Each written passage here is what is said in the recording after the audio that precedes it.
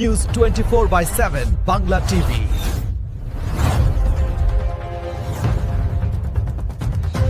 এক ফোঁটা রক্ত বাঁচাতে পারে একটি প্রাণ, সেই লক্ষ্যকে মাথায় রেখে উত্তর কলকাতা হেদুয়া পার্কের পাশে উদয়ের পথে গত 7ই জুন আয়োজন করা হয়েছিল একটি রক্তদান শিবির।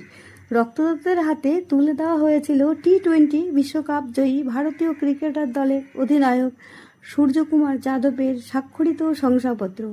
ওই দিন মাধ্যমিক, উচ্চ মাধ্যমিক, আইসিএসসি, সিবিএসই পরীক্ষায় সফল ছাত্রছাত্রীদের সম্বোধনা দেওয়া হয়েছিল। একই সাথে শ্রদ্ধায় স্মরণ করা হয় ময়দানের প্রবাদ প্রতিম কর্মরতা ও উদয়ের পথের একজন শুভাকাঙ্ক্ষী টুটু বোসকে।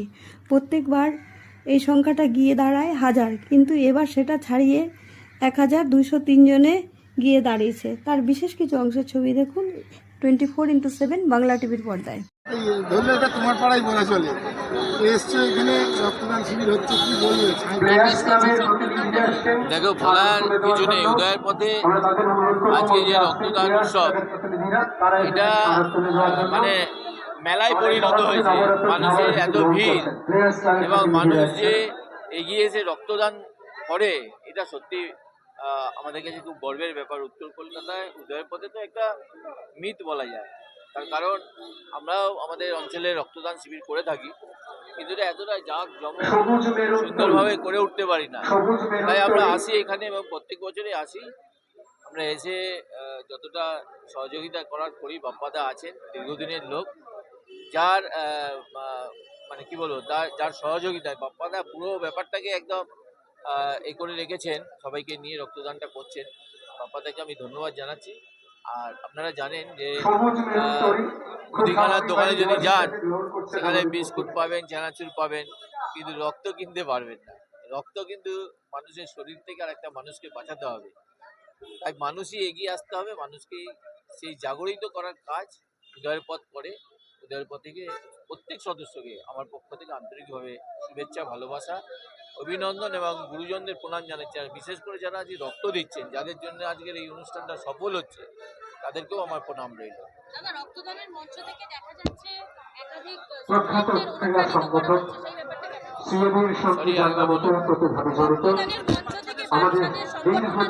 সেই ব্যাপারটা এটা তো আমাদের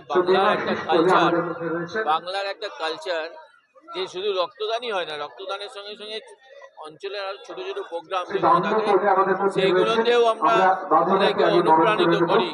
যেমন কেউ হয়তো ভালো হয়তো ডাক্তার হয়েছে, ইঞ্জিনিয়ার হয়েছে, কেউ মাধ্যমিকে পাস করেছে, আমরা যেমন আমাদের ক্লাবেও করি, উদয়ের পথও করে দেখাচ্ছে। ধন্যবাদ জানাচ্ছি এই ভাবনাটাকে। এগিয়ে আসতে বলবো, মানুষকে এগিয়ে আসতে বলবো। এই গরমেতে এত গরমকে উপেক্ষা করে মানুষ, দেখুন আপনারা গেলে ভেতরে দেখতে পারবেন, মানুষ এই গরমকে উপেক্ষা করে ভেতরে এসছেন এবং রক্ত দিচ্ছেন। মানুষের কাছে হাত জোর করে অনুরোধ থাকবে, আরও বেশি সংখ্যক মানুষ এগিয়ে আসুক এবং রক্ত দিন। কেন এটা কিন্তু কোনো মুদিখানার দোকানে বা কোনো ওষুধের দোকানে কিনতে পাওয়া যাবে না। আমার আপনার শরীরের মধ্যে যে রক্ত থাকবে, তার থেকেই মানুষকে বাঁচাতে হবে। তাই জন্য সবাইকে এগিয়ে আসতে হবে। এটা মিস করি, আমি এটা কিছু মিস করি। 28-30 আমি জানি না, সুযোগ পেলেই আসি, না এলে মিস করি। এত সুন্দর সুন্দর বাচ্চাদের, ছোট ছোট বাচ্চাদের এত মানে অনুপ্রাণিত করা হচ্ছে এই রক্তদান শিবিরের মঞ্চ থেকে, সেই ব্যাপারটা হাইব্রিড বাচ্চা এরা, এদের অনুপ্রাণিত হতে লাগে না, এরা জানে কোনটা কি করতে হবে, কিন্তু তবু এলে হাতে কলমে দেখে, ফলে আরো তারা উৎসাহিত হয়।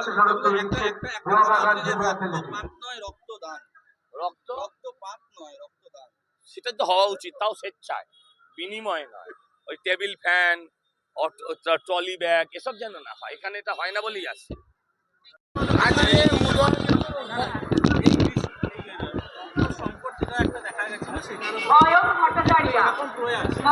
উদয়ের পথের প্রয়াস সর্বজন বিদিত, সবাই জানে। এরা সুন্দরভাবে সমাজের সমস্ত স্তরের মানুষকে ডেকে এবং খুবই একটা বহু মানুষের সমাগম তো হয় এবং সেই অঙ্কে রক্তদাতারাও, দাত্রীরা উপস্থিত থাকেন, রক্ত দিচ্ছেন, বহু মানুষ রক্ত দিচ্ছেন। সংখ্যাটাও একটা বিরাট অঙ্কে গিয়ে দাঁড়াবে।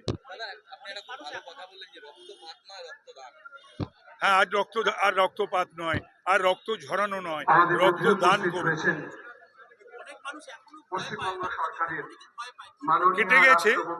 কেটে গেছে ভয়টা, কিন্তু আরো কাটার দরকার। সুতরাং সেটা কোনো অসুবিধা হয় না, রক্ত দিলে কোনো সমস্যা হয় না। মানুষ ডাক্তারবাবুরা ডেকে শুনে বুঝে রক্তটা নেন।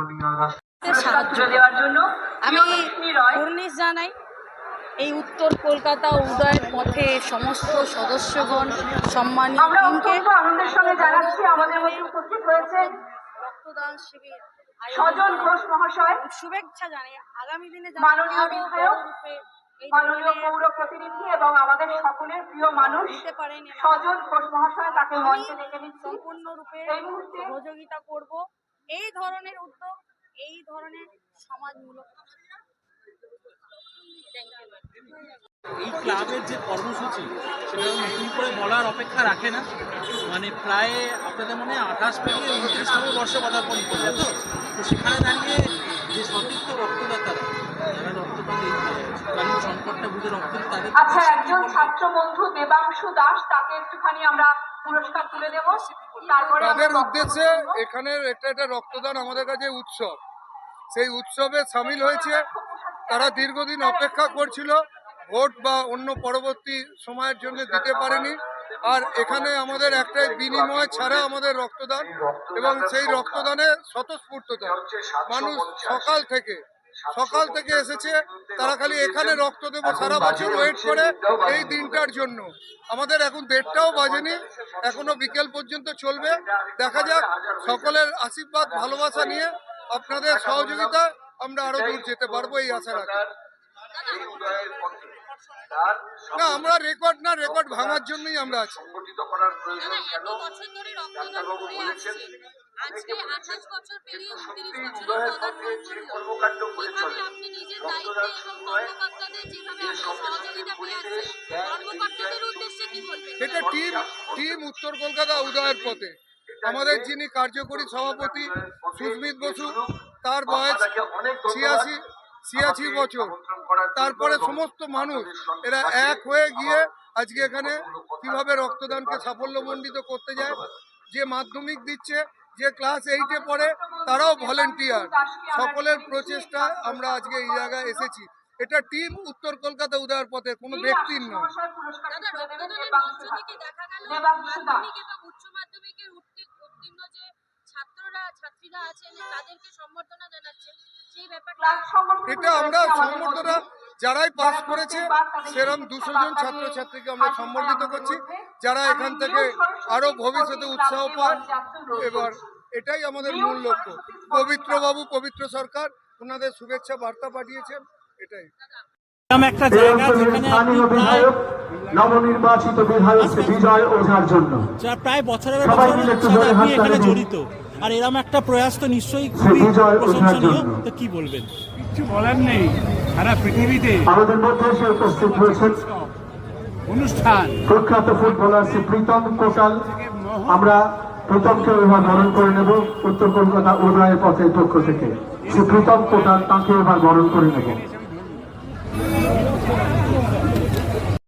অনেক কাজ করতে হবে আমাদের, অনেক কাজ। অন্য রাজ্য থেকে বাংলা এগোবে না, কিন্তু আলাদা ব্যতিক্রমী ভাবে বরাবরে আমাদেরকে যেরকম ব্যতিক্রমী ভাবে চলতো, সমানে আনতে হবে। ভালো কাজ করুক, তার থেকে এক্সপেকটেশন আমাদের একটু আলাদা রকমই থাকে। এটা কিন্তু রাজনীতির ঊর্ধ্বে উঠে থাকে। তাই কোনো সময় চাইবো না রাজনীতি তাদের আদর্শকে আচ্ছন্ন করে। সহযোগিতা করতে হবে। যে মুহূর্তে রাজনীতি আচ্ছন্ন করবে, সে মুহূর্তে তুমি যে উদ্দেশ্যে করছো এই সরকারকে মানবতার কাজটা, আগামী দিনে সেটা কোথাও না কোথাও ফিকে হতে থাকে। যাতে তো আমি আজকে দেখে গেলাম যে একই রকম ভাবে চলছে না, কিছুটা এফেক্টেড হয়েছে। যাই হোক, যাতে একবার দেখলাম। আর সবসময় বিভিন্ন ধরনের কাজে তাদের একটা আলাদা মাত্রা, আলাদা আঙ্গিক। দেখো, সবচেয়ে বড় কথা, বর্তমান রাজনৈতিক প্রেক্ষাপটে যেভাবে রক্তপাত হচ্ছে চতুর্দিকে, আমরা চাইবো তার পাশাপাশি ব্যালেন্স করে একটা মানুষ আরেকটা মানুষের জন্য রক্ত দিচ্ছে। এর থেকে বড় মানবতার কথা আর কিছু নয়। তাই সবচেয়ে বড় কথা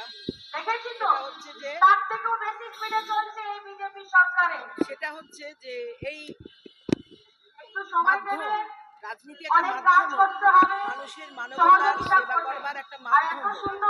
ক্ষমতার লড়াই নয়, নীতির লড়াই নয়, মঞ্চভেদ নয়, বিভাজন নয়, শুধুমাত্র মানুষের কাজ করবার জন্য রাজনীতিকে ব্যবহার করা।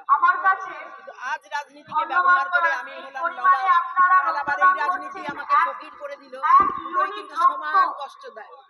তাই জন্য মাঝ বরাবর থেকে মানুষের সঙ্গে যতক্ষণ আপনি থাকবেন, যেমন ছিলাম আমরা 40-42 বছর ধরে, আমরা সেই মতাদর্শেই চলি। কিন্তু আমরা এটাও চাই যে নতুন যারা এসছে তারা একসঙ্গে মিলে এলাকা